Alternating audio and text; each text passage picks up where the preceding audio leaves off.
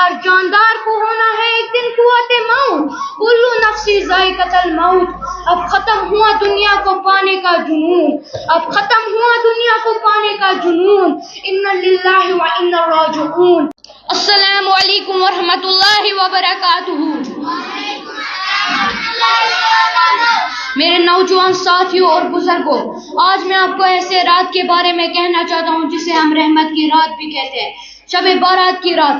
حضرت معاذ بن جبل رضی اللہ عنہ سے روایت ہے کہ حضرت صلی اللہ علیہ وسلم نے فرمایا، اللہ تعالیٰ 15 شعبان کی رات میں یعنی 14 اور 15 شعبان کے درمیان رات میں اپنی تمام مخلوق کی توجہ فرماتے اور مشرک اور دشمنی رکھنے کے سوا دوسرے کسی نفسی محترم کو قتل کرنے۔ اس کو امام احمد نے ناران صدق کے ساتھ روایت کیا۔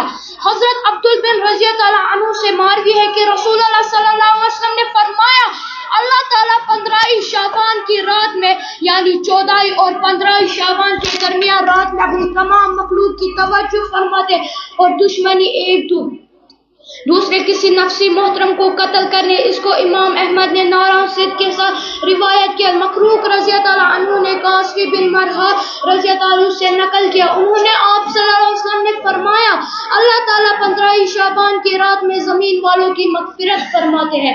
یہ خوشیاں یہ زندگی یہ لذتوں کا سرور، یہ خوشیاں یہ زندگی یہ لذتوں کا سرور، وما الحیات الدنیا الا متاع الغرور، کہ جس کے سامنے ہے سب برابر امیر اور فقیر، کہ جس کے سامنے ہے سب برابر امیر اور فقیر، حسبن اللہ نعم الوکیل۔ ہر جاندار کو ہونا ہے ایک دن قوت موت، ہر جاندار کو ہونا ہے ایک دن قوت موت، کل نفس ذائقۃ الموت۔